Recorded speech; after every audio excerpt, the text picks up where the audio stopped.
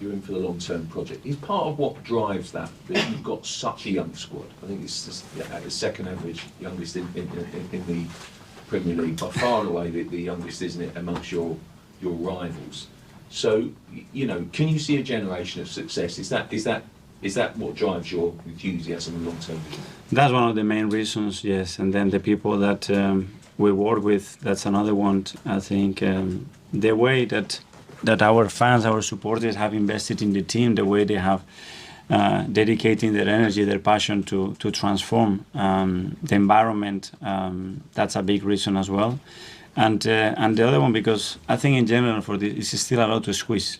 In every department, in every aspect, we can become much bigger and much better than we actually are. I have a strong belief of that. And I think we are on the right path, but we have to be in our toes and we have to take every opportunity because the competitors are ruthless, you know, and we have to be on top of everything if we want to achieve that. The culture here, when you inherited the team, I'm saying it wasn't a particularly bad place, but the culture here now is very different to then. Again, how important is that? You know, the culture around the dressing room, the culture around the training ground, you know, it's made for success, isn't it? It is today, you know, but the beautiful thing about the culture is that you have to look after it every single day because it takes very little, it takes a bad decision, a bad word, not understanding or following certain values that you have demanded one day and everything starts to fall apart. So you have to be really disciplined, you have to keep your eye open, and you have to continue to have good people with the right values that want to achieve the same as you want, you know, and that's something that demands daily dedication, in my opinion. Sam? I think with the Klopp announcement, when he spoke about running out of energy, I think a lot of people were surprised because they see him on the touchline and this sort of exuberant character. But we obviously only see the matches and the press conferences. We don't see all the stress and strain that managers are put under. Can you sort of paint a picture of what kind of toil there is, and how are you up all night thinking of tactics boards and that sort of thing? How intense is this job really?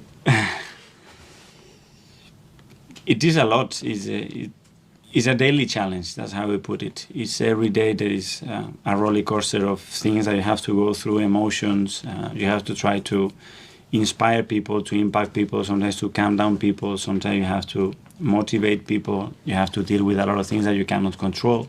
And on top of that, as opponents, are results and other things that are difficult to manage on a daily basis. But I think overall there is something that is how much we love the game, the passion that we have to what we do. And actually when you have an emotional relationship with a club, then that's where the energy source comes from, you know, and you wake up every day and you want to face that challenge and you want to become better and be more competitive. But it's a lot every single day. It is a lot. That's why you need a lot of good people around you as well to support you. Do you ever try to disconnect? Do you want to disconnect? And if so, how do you do it? Yes, I do. I think it's very necessary. I think every day you need to have moments. I have moments during my day that I do certain things to bring everything down. You know, your brain goes all the way 100 miles an hour. You cannot think, you cannot see the pictures with clarity. You need to bring it down sometimes. And there are ways to do it. It's your family. You can do sometimes meditation, sometimes sport is a great way to put those things away, talking to people. It's a lot of things that you need. You need holidays, you need days off, you need to stay away from your phone at times. There is a lot of things that are needed and are very, very healthy. But the temptation is always to do more. That's true. What kind of thing in a day like today, what would meditation be something you do today? Or I would do that in the afternoon, yes. Take the dog for a walk? Reading. I love reading and sit there and read about a topic that can inspire to prepare a game or to develop a thought that you have on the day is something really good. Okay. You said your vision is quite far away from where you want it to be. What is the vision, and sort of how long, and what do you need to get there? How long, I don't know, and I don't think ever is going to be an unfinished business. You're always going to be better. You know, I have an idea of what this training guy is going to look in 3 years, in 5 years, in 10 years, or the Emirates. It has to be different. The team has to have all the qualities. The team has to evolve in its personality and what it transmits.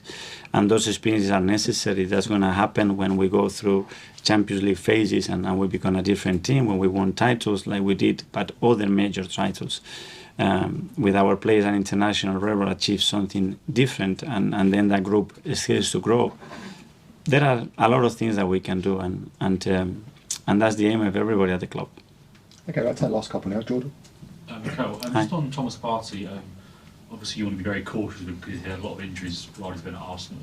When you look at him now, you've seen him the last couple of weeks, does he look stronger, or is there always that concern with him that he could get injured again?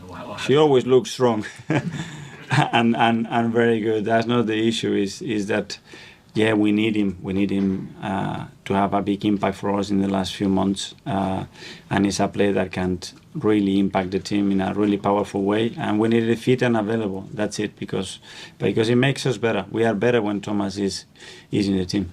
Has he done anything differently? Because he has been injured quite a lot during his time at Arsenal. Is he doing different things? Well, he's trying everything. You know, he's been very, very professional. He's changed and evolved and adapt things that he was doing in different ways to try. I think injuries are part of football. You cannot control them. Sometimes the harder you try, the worse you make it, you know. But hopefully he's going to be in a position to make an impact for the team. And finally, we've got Davide at the back. Hi, Mikel. Hi. Looking at the second part of the season, obviously, you know, the goal is to win the Premier League. What do you think you guys need to improve to achieve that goal? Well, actually, what we have merit, actually achieve it, and that's called results, and that's the efficiency that we need in both boxes to achieve that, because the rest is there, and we have to make a step in order to achieve that. And in order to achieve that, for sure, our availability and the capacity that we have to change the team to impact the game where we need to is going to be crucial. So we need everybody fit and available. How much last year's experience will help you, go to the finish line? Hopefully it's going to help us, but there are things that we cannot control in relation to which player we have available. And last season it was one of the crucial points when it was everything there to be taken, and hopefully we can make decisions that can allow us, but we don't know.